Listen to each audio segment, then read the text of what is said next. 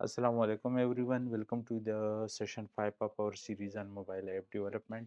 पिछले लेक्चर में हमने आपको बताया था कि हमारा जो भी वर्सिटी का प्रोजेक्ट है वो किस तरह से मैनेज होता है, उसमें हमारे पास कौन कौन से फाइल्स है, उसमें हमारे पास कौन से फोल्डर स्ट्रक्चर है। साथ में हमने ये भी डिस्कस किया था कि कौन सा फाइल की फंक्शन क्या है। जिस तरह आपको याद हो कि पैकेज डॉट जेसन में हमारे पास जो लाइब्रेरीज हम ऐड करते हैं वो आ जाती है। साथ में हमने आपको ये भी समझाया था कि प्रोजेक्ट को बेटर मैनेज करने के लिए आपके पास डिफरेंट फोल्डर्स होने चाहिए। आपका एसेट्स का फोल्डर अलग होना चाहिए, कंपोनेंट, नेविगेशन, रिडक्स, इस तरह के सारे फोल्डर्स आपको डिफरेंट होने चाहिए।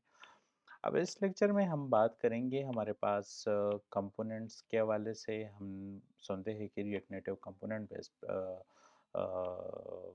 आर्किटेक्चर यूज़ करता है। तो हम समझेंगे कि कंपोनेंट बेस से मतलब क्या है। कंपोनेंट बेस से अगर हम इन सिंपल वर्ड्स समझ सके तो हमारे पास स्क्रीन में आपके पास जो भी चीज़ नज़र आती है वो बेसिकली एक अलग सा कंपोनेंट है। मतलब अगर आपके पास स्क्रीन में अगर कहीं पर टेक्स्ट जो है शो हो रहा है तो एक डिफरेंट कंपोनेंट है। आपके पास स्क्रीन में जो है लिस्ट शो हो रहा है तो एक डिफरेंट कंपोनेंट है। इसी तरह स्क्रीन में आपके पास जो भी चीज़ हो उसको आप कंपोनेंट समझ सकते हैं। तो कंपोनेंट में फिर हमारे पास दो टाइप्स होते हैं। एक जो है हमारे पास कोर कंपोनेंट्स है, दूसरा हमारे पास कस्टम कंपोनेंट्स है। कोर कंपोनेंट्स हमारे पास बेसिकली वो बेसिक बिल्डिंग ब्लॉक्स है जो हमें रिएक्ट नेटिव की तरफ से बाय डिफ़ॉल्ट मिलते हैं, जिसमें हमारे पास व्यू आ जाता है, टेक्स्ट आ जाता है, टेक्स्ट इनपुट आ जाता है, इस तरह लिस्ट व्यू आ जाता है जिसके ज़रिए हम लिस्ट शो करते हैं।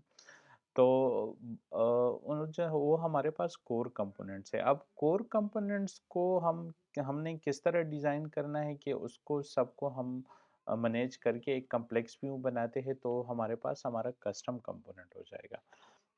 अगर मैं आपको कंपोनेंट के आर्किटेक्चर के हवाले से ये बताऊं कि हमारे पास लेट्स सपोज एक स्क्रीन है जिसमें हमारे पास एक हेडर है, दूसरा लिस्ट व्यू है। तो हेडर हमारे पास एक अलग सा कंपोनेंट है, लिस्ट एक अलग कंपोनेंट है। इसी तरह स्क्रीन टू में हमारे पास एक हेडर है तो एक डिफरेंट कंपोनेंट है, साथ में उसके साथ अगर व्यू में कुछ और चीज़ें तो एक डिफरेंट कंपोनेंट है। तो हमारे पास स्क्रीन में जो भी चीज़ें हैं वो सब एक कंपोनेंट है। हमने उसको मतलब अलग-अलग से मैनेज करना होता है।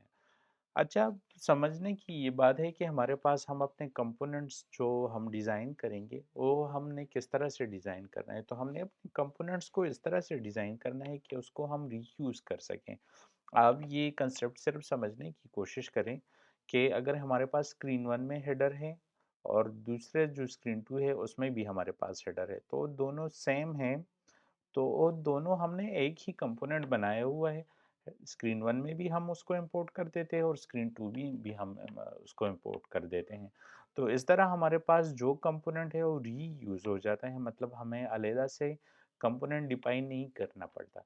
इसलिए इसी को इसको कहते हैं कि रीयूजेबल कंपोनेंट बेस्ड आर्किटेक्चर। तो उम्मीद है आपको इसकी काफ़ी समझ आ गई होगी। नेक्स्ट लेक्चर में हम बात करेंगे कि हमारे पास जो कोर कंपोनेंट्स है वो कौन-कौन से हैं और हमारे पास कस्टम कंपोनेंट जो है, कोर कंपोनेंट्स को किस तरह हम यकजा करके अपने कस्टम कंपोनेंट्स हम बना सकते हैं। So stay tuned for the next session.